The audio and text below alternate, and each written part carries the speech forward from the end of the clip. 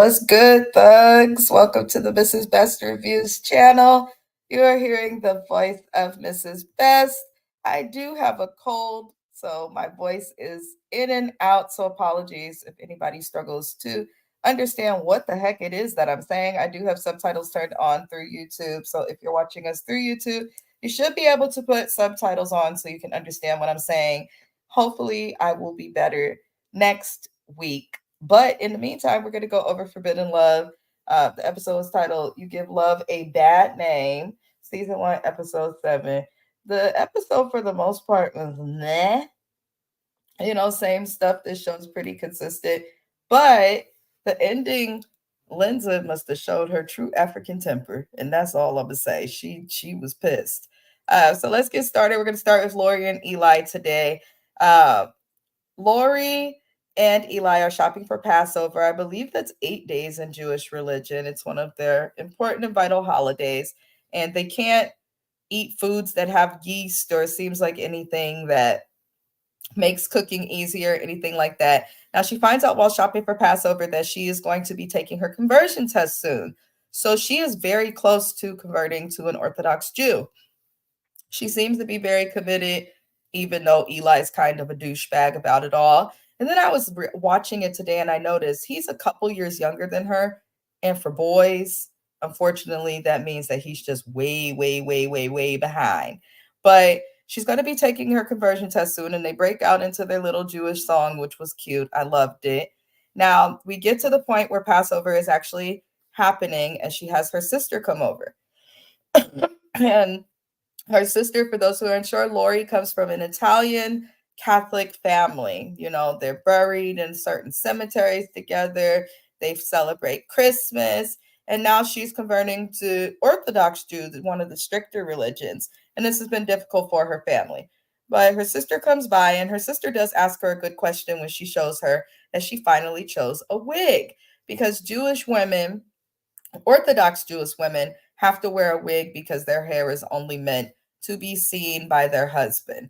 Listen, I think there's a lot of people, especially in today's time, where lace fronts and full HD frontals are everywhere. I mean, hey, work with what you got. But she was bothered by this, and her sister's like, well, if you have a wig that looks exactly like your hair, then what is the point of wearing the wig if you're just going to look like it's your hair? And her sister kind of made a good point. She's like, what? I don't get it. What's the point? Now, the sister also has concerns as she learns how strict this religion is. Her family already felt the way, but they're starting to feel even more concerned because they're seeing how strict and how much change she's going to have to make for this religion, which I can understand. But their sister does mention to Lori, like, listen, their mother feels as though she's losing a child and will not have the proper access to spend time with her grandchildren on holidays such as Christmas or Easter, things that, Catholic people or people who are not Jewish celebrate. I think that that's actually a very good concern. And I like that her sister pushed her to go talk to her mom versus getting in between the two or, just siding with the mom and making Lori feel pressured. She's like, you need to make it clear to her where she's going to stand. Make your boundaries clear. Because right now it's Lori's doing this for Eli. She has to change. She has to do this. And Eli's mom, I'm sorry, she's a bitch. I'm saying it. And she acts as though those grandchildren are only her grandchildren, when these kids are going to have grandparents on the other side too who are not Jewish. So no matter how much you want Lori to convert, those children are going to know their grandparents, and they're going to know their grandparents are celebrating Christmas. They may be over there for it. Why can't they? There's no holidays happening at that time for Jewish people. So I believe Hanukkah ends before Christmas or something like that. So it's like, either way, these kids are going to be exposed to multiple religions. And it does kind of like pose for me, like, why convert? But I guess the difference is on Sundays, they'll be in temple if they go on Sunday instead of church. I don't know how it works, y'all. I haven't been to church myself in many years. Anywho, that's pretty much all that happens with them this episode. It was mild. I am rooting for this couple. I like them. I think that she will be able to convert. It's just I really think that Eli has a lot of growing up to do, and his mom is incredibly judgmental and gives the religion a bad look. Just saying. They got to figure that out. But not too much drama. They're pretty normal and figuring it through. Now, If you haven't already, I'd appreciate it if you like the video. It really does mean a lot, and it helps get my little videos in the algorithm of YouTube so I can continue to grow. We're going to then discuss Linsa and Chris. Uh, Chris is preparing to move to Michigan to be near Linsa. He is now also considering converting to Islam, even though he grew up Pentecostal Christian, speaking in tongues and dancing through the aisles of the church. He is now thinking of converting to Islam. I don't think that's right, y'all, because he's already moving states to be near her, and she hasn't even told her parents about him, which is a big deal because not only is he not Muslim, but he's American. And this is not a relationship that her parents have been able to arrange for her, which is what she's used to. And I'm just kind of like, well, you're a secret and she is not budging at all. So why do you need to convert too? But okay, Chris, he says he's going to do that. He finally tells his parents that he's going to convert, and his father says that he is hurt and disappointed because Chris is doing this for Linsa, not based on what he actually believes. I don't like Chris's dad at all. He's extra and honestly gives a bad look to the Christian religion. However, his dad was right. You should not, in my opinion, convert for anybody else. You should convert because the religion, the faith, the spirituality that comes with whatever belief you're converting to aligns with you or helps you to be better. But it should not be just because, you know, you want to be able to fold her over whenever you choose, which is what I'm getting from Chris. Now, he goes back and forth with his dad because his dad's like, I raised you in the church. And, on top of that, he's a preacher's kid. He is a PK. And his dad essentially tells Chris, like, listen, you're not going to go to heaven because you're turning away from Christianity. I don't like that. And I actually think that statement is what pushes people away from church. I know that it has pushed me away from church. How you teach us in the Bible say that we are not to judge, only God can do that. Yeah, here you are judging me, telling me that I'm going to go to hell. You can't tell me I'm going to go to heaven or hell. Because according to the Bible, we're supposed to know that on Judgment Day when that comes for ourselves. So his dad is going against a lot of his own beliefs by saying that to his son. And it's also kind of like, what's more important to you, religion or your child, being a good person or your child? Like, it's really strange to me how these people think, but hey, it's how they think, and I'm not going to judge them. Now, Chris's dad does make a very good point, though. He says, if Linsa's parents know nothing of you, Chris, do you think that she will ever choose you over her parents? And his dad says that this girl will never do that, which I agree. She will not budge and choose a religion. She came there like, oh, he's moving to where I live and he's converting to my religion. Everything has kind of been on her terms. She is so concerned with having things her way that she's not paying attention to the cracks and things that could be going on, which I think is part of the reason why we're going to see the mess that happens with them later in the episode. Now, fast forward through the episode, and Chris moves to Michigan from Ohio, and both states suck, by the way. Sorry.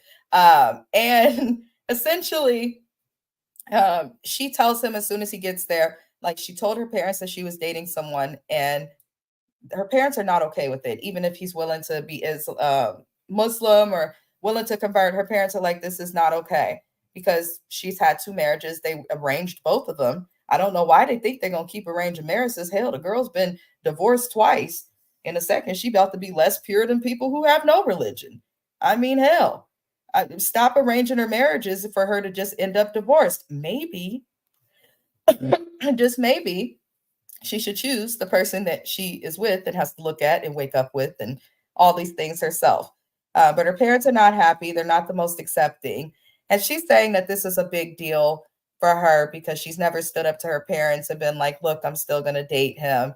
But baby girl, why did you have this man move states to be with you just for him to still have to be hidden? He could have stayed where he was comfortably and in his own religion. So him converting isn't even going to change your parents' mind. And the culture that they celebrate, and not celebrate, but the culture that they follow, they're Ethiopian. And it's a part of Africa where sometimes there are arranged marriages and things like that. So regardless, her parents feel they should be the one choosing her partner, which I think is stupid. Once you move to America, you had to know that wasn't going to work out too well. You just had to know. That's not the culture here. That's my opinion. Anywho, moving it on along. I noticed that when he was moving his stuff on into the house, he drove a very large U-Haul truck that was very, very empty. There was nothing in that U-Haul truck except for a mattress, not even a bed frame, a mattress. And it looked like he kept the sheet on it too, which bothered me. I hope he changes his sheets. A chair and like some bags of clothes. He didn't really have much, which tells me he was living with his mama. That's a red flag to me for him to be that big in age still living with his parents. But he unloads his stuff, and the next morning, producers put this dramatic thing across the screen like, we came to Chris and Lindsay arguing. They're arguing, and she was tearing that ass up. She was getting on him. She was not letting it go. And I think if the cameras wasn't there, I was telling my husband, I think she would have smacked him up just on the side of his head, gave him a little love tap because she was pissed off. Turns out he was messaging women, and he's like, I blocked it. But he's acting like a guilty man does when they cheat. That's what it gave to me. Like the way that he was acting and getting mad at her when she's seeing you talk to other women. It's kind of like, you have no reason to be going off right now, sir. You're the one that's caught doing something wrong, not her, you. I never understand why men do that. If you F up, don't get mad at the reaction from your F up. You shouldn't have been talking to the girl, no way. You didn't have to open the message. And why are you sitting in the corner hiding to do it, Chris? What's up with that? But on the other side, I don't blame him. I don't. This girl has pretty much insulted his family's religion, freaked out, expected him to convert, expected him to move. And I'm wondering what the hell she's done for him. So, I don't think it's ever right to cheat, but a lot of times when people do, there is a reason. There's something they're missing, something they're not getting. There's something that goes to that. So I'm kind of like, like maybe you threatening the religion, or we won't be together if we can't figure out this religion thing. Maybe that makes him feel like he got to talk to some other women real quick. But then also on the other side, it's like, girl, anybody he talking to, he can't get to. He just moved to a new state. So block him, figure out if you're going to keep him, and then keep it moving. I mean, he's in a whole different state. What more can he do? You better make sure he goes to the masjid a lot so that, he's not able to talk to women. But she wants him to convert to being Muslim. Allegedly, according to Muhammad, who's also on this show, he said his father had 3 wives. So she want to convert him to Islam. Technically, he can have as many bitches as he wants. I don't know. We will see what happens. But she was going off, cursing at him, calling him all sorts of stupid MFs, doing the normal thing that women do when we pissed off. But you could tell that she was really like struggling. And when you hear her accent start coming out, she was mad. She was mad as hell. And I personally do not blame her. So, Chris, stop texting people on the internet. Don't do that. Don't do it on your phone either, or WhatsApp, or any of the apps. Just don't text people. Text your friends, your coworkers, your girl, and your family. Leave it that way. But I don't know. We'll see if these two make it. I didn't think they would last regardless of the cheating, just because I felt like there was not enough give and take in the relationship. It was one person giving and one person taking, and that never ends well. So we'll see what happens with them too. Next couple we're going to discuss is Ashley and Mohammed. Now, Ashley has concerns about becoming Muslim. We've seen her struggling to wear the abaya and the hijab. They go to the mosque to meet with the sheikh, which is the Muslim leader there, and they want advice before she converts. She learns that it is forbidden for women to pray on their periods because they are not pure. They explain that she needs to wear a hijab, and that this comes from Allah, which is their version of God, not from men. This isn't something that he is just choosing for himself. Apologies, y'all. I have a really bad cold. The doctor said I can't go back to work till next week. At first I was like, yay. And then I was like, oh, damn. I'm missing out on money and I'm bored. But anywho, they basically confirm some of the things are required. But here's what gets interesting. They explain that when he says the word obey, he is wrong. Because she's like, he's always saying, I don't obey him, and that's rude. I'm not supposed to obey you. And even the people in the mosque explain, you have to understand and acknowledge the culture of the place you live. And in American culture, when you say to obey, you think of a dog, a pet, a child, not an adult or your life partner, your wife. you know? And he still does not get it. And that's when the sheik asked, like, okay, well, what is he asking you to do? She's like, he doesn't want me to go out at night. He doesn't want me to go out. And he looks to the sheik and he's like, yeah, I want my wife to stay in the house. And the man asked him, why? Why do you want her in the house? Like, what does that do for you? What does that do for her? And he's like, I just like my woman in the house.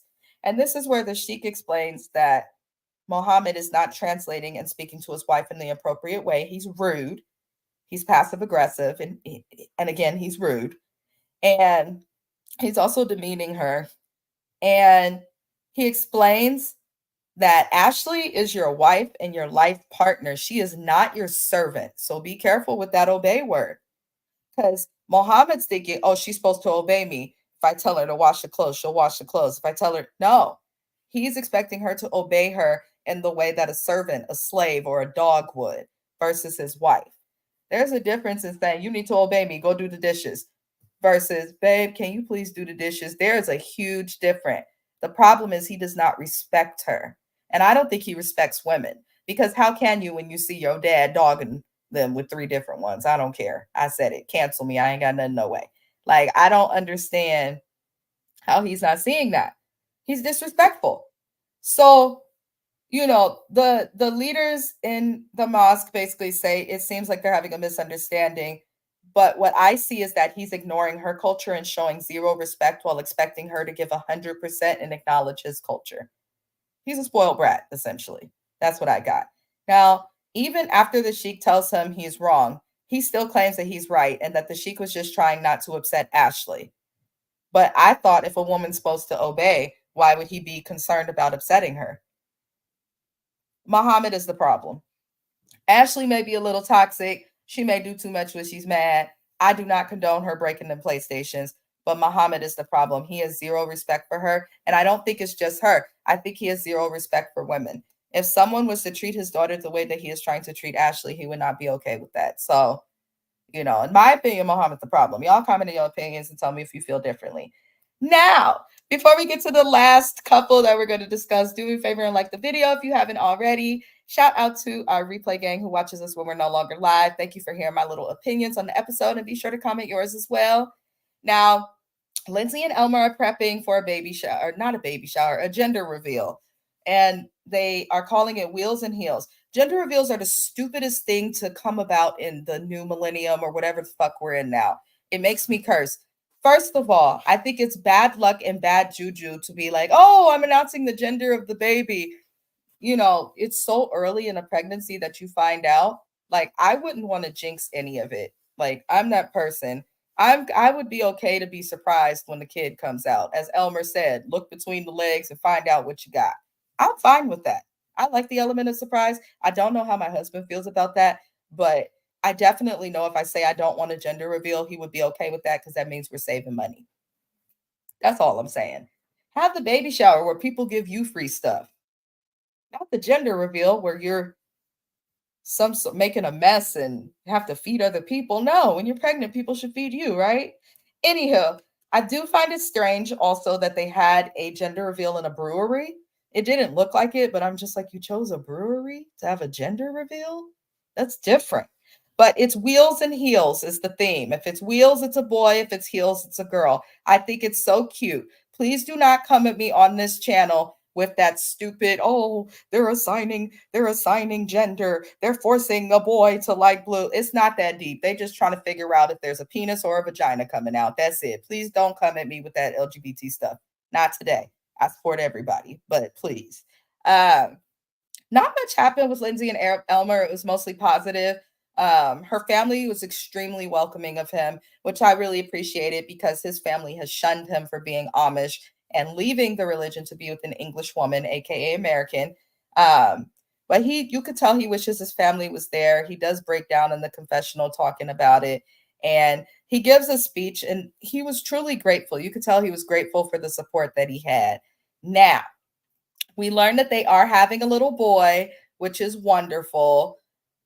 She seems to think that there's good things happening and come, but I don't know. Lindsay's kind of controlling Elmer. I do feel like she's taking advantage of him being so much older. I want Elmer to get some friends and understand that he has rights as a father because she has threatened him too many times.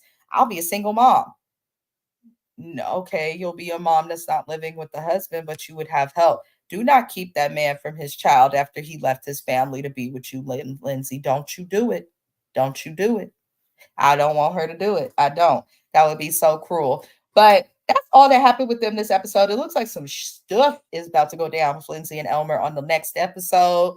Um, I wouldn't be surprised. I'm still waiting on Ashley and Muhammad to break up. I can't stand him. I can't stand him. I hope all the kids in the hood steal from his store. I do. I can't stand him. But other than that, you guys, that is about it for this episode. Apologies for me sounding like a nasty, scratched up, manly woman. I have the flu. I am not well, but I still wanted to do this recap so I don't get behind. And I watched the episode and I was like, I can't wait to talk to my thugs about what I've seen. Um, Anywho, you guys, the next recap we're going to have is going to be in a few minutes, 7:15 Pacific Standard Time. That is California time for those who are unsure. We will have James from the Watch Your Mouth Reviews channel join us. We're going to go over Basketball Wives LA. That is actually the show that started my little channel. I started with SWV recapping the end of the season, but the first show I officially recapped on my channel was Basketball Wives LA. So be sure to tune in. That should be a fun little discussion. Other than that, like the video, we will have our music review next week. I am too sick to do all of that and hear some of these songs. So I will get into that next week. I appreciate everybody. Comment your opinions. I'll respond even when we're no longer live. Peace and blessings, and I'll see you next week.